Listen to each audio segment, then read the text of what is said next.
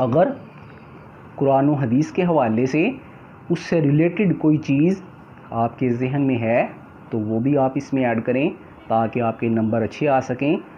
और इसके साथ साथ बेटा वक्त का आपने ख्याल रखना है।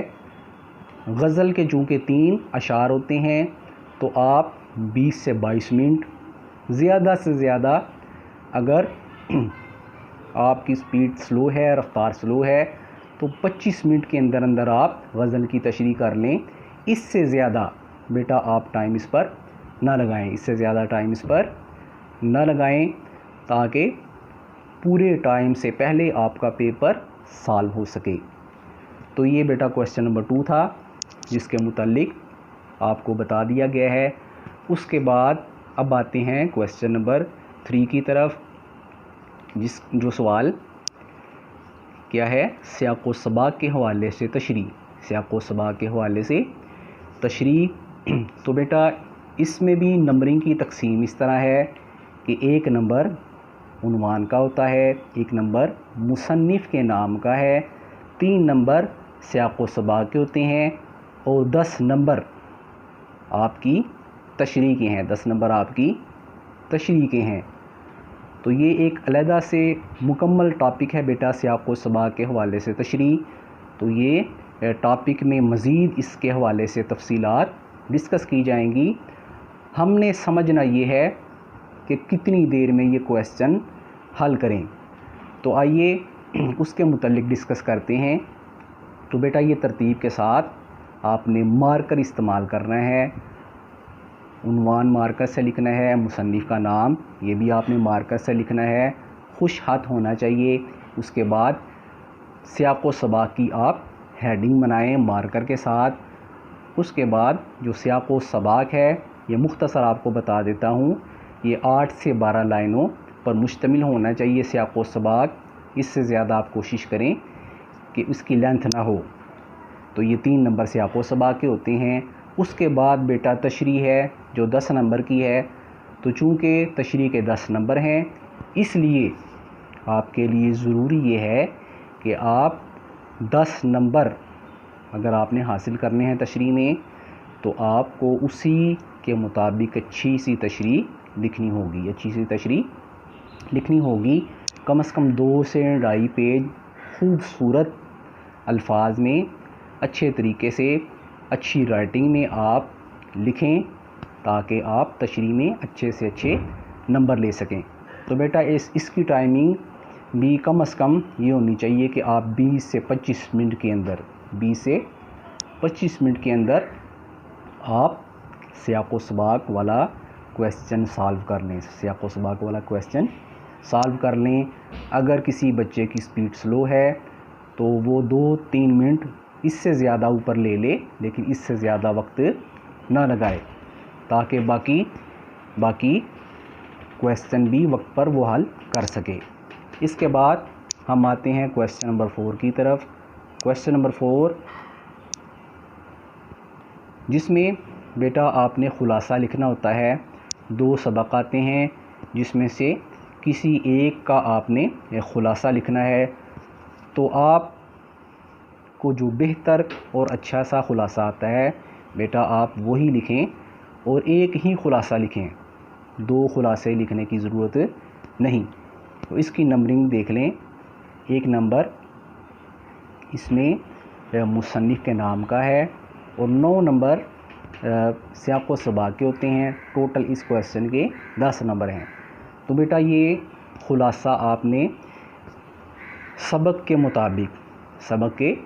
मुताबिक 1/3 हिस्सा कम से कम लिखना होता है। अगर बहुत बड़ा सबक है तो उसके मुताबिक आप ख़ुलासा लिखेंगे, अगर सबक छोटा है तो आप उसके मुताबिक उसका ख़ुलासा लिखेंगे।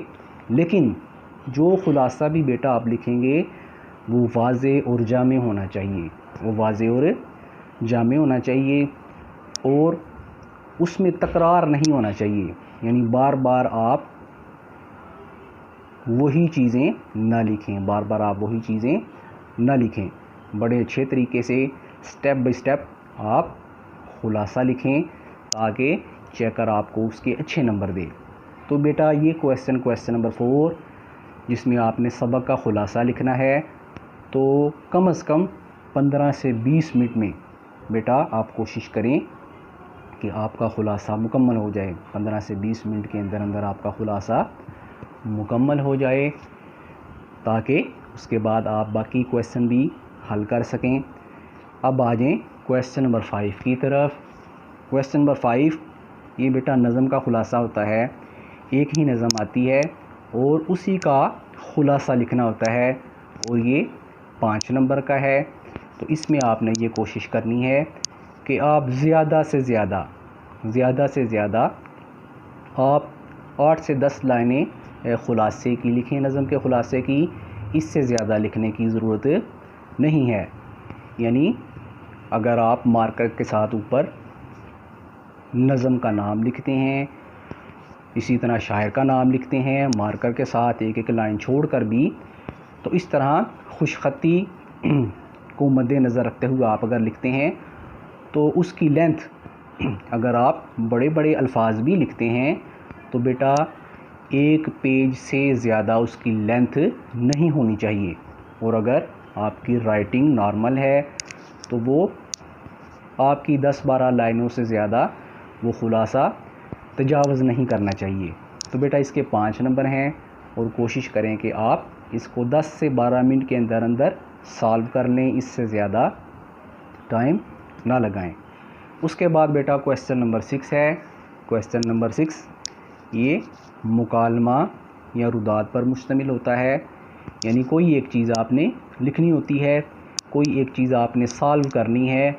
इसके बेटा 10 नंबर हैं, और इसका बेटा तरीका ये है कि आपने जो भी मुकालमा लिखना है, जो उन्वान आपसे पूछा गया है, इसके मुताल्लिक माहिरीन उर्दू जो हैं उनकी राय ये है कि आप कम से कम आपके जो जुमले हैं वो मुख्तसर होने चाहिए, जुमले जामे होने चाहिए, और उसमें कम से कम आपके 30 के करीब, कम से कम 30 के करीब आपके जुमले होने चाहिए। ठीक है जी। मिसाल के तौर पर हम 2 नाम लेते हैं, असलम और अकरम। असलम और अकरम, तो ये जो सेंटेंस हैं इसके मुताबिक बेटा आपके होने चाहिए। असलम के मुतालिक पहले लिखें, उसके बाद अकरम के मुतालिक उसका जो जवाब है वो आप लिखें। तो ये सेंटेंस आपके 30 के करीब बेटा होने चाहिए, लेकिन वो वाज़े और जामे होने चाहिए। तो इसके भी 10 नंबर होते हैं। कोशिश करें कि ये अगर 10 मिनट में हल नहीं कर सकते तो ज़्यादा से ज़्यादा बेटा 12 से 15 मिनट के अंदर इसको आप सॉल्व कर लें। 12 से 15 मिनट के अंदर अंदर आप इसको सॉल्व कर लें। इसके बाद बेटा क्वेश्चन नंबर 7 है, दरख्वास्त या रसीद। दरख्वास्त या रसीद, ये इसमें ये बात बेटा याद रखनी है आपने कि जो पेपर सेटर है वो सिर्फ़ इसमें से एक ही चीज़ आपको देगा, और ज़्यादातर पेपर में दरख्वास्त ही आती है। रसीद गुजरांवाला बोर्ड में तो रसीद नहीं आती, दरख्वास्त ही आती है। ठीक है जी। और जो दरख्वास्त आपको आएगी बेटा आपने वही सॉल्व करनी है। तो बड़े अच्छे तरीके से टीचर्स की हिदायत के मुताबिक आपने उसको सॉल्व करना है। इसके भी 10 नंबर हैं। कोशिश करें इसको ज़्यादा से ज़्यादा बेटा आप 10 मिनट में हल कर लें। 10 मिनट से 15 मिनट के अंदर इसको हल कर लें। और अगर बहुत स्लो लिखता है बेटा कोई, तो फिर वो 20 मिनट से ज़्यादा टाइम ना लगाए। इसके बाद आपका आखिरी क्वेश्चन है क्वेश्चन नंबर 8, जिसको हम कहते हैं तलखीस। जिसको हम क्या कहते हैं? तलखीस। तलखीस बेटा होता है ख़ुलासा। आपको पैराग्राफ आएगा, उसका आपने 1/3 लिखना होता है। इसका तरीका ये है कि आप उसको आसान अल्फाज में लिखें, अच्छे और आसान अल्फाज में लिखें। इसके उन्वान होते हैं, उन्वान आखिर में लिखते हैं। तो कोशिश करें पहले आप उसका ख़ुलासा लिख लें जिसके 8 नंबर होते हैं, और उन्वान आखिर में लिखें। और माहिरीन उर्दू के मुताबिक कम अज़ कम 3 उन्वान अच्छे से लिखें, 3 उन्वान अच्छे से लिखें ताकि आपको उन्वान में से पूरे नंबर मिलें। और इसी तरह तलख़ीस भी अच्छी करें, यानी ख़ुलासा भी उसका अच्छा लिखें ताकि आपको अगर 8 नंबर नहीं तो 7 नंबर ज़रूर मिल सकें। तो बेटा इसको भी आप कम से कम 10 से 15 मिनट के अंदर हल करें, 10 से 15 मिनट के अंदर हल करें। तो जो बेटा तमाम क्वेश्चन जितने भी आए हैं क्वेश्चन नंबर 1 से लेकर 8 तक, मैंने जो टाइम लिखा हुआ है इसमें बेटा इस टाइम के अंदर अगर आप पेपर सारा सॉल्व कर लें फिर भी आपके पास चंद मिनट बचते हैं, चंद मिनट बचते हैं। और वो चंद मिनट बचाने का मकसद ये है कि जब आप पेपर सॉल्व कर लें उसके बाद आप अपना पूरा पेपर एक दफ़ा उसको देखें, उसको चेक करें कि आया कोई सवाल रह तो नहीं गया, कोई सवाल मिस तो नहीं हो गया।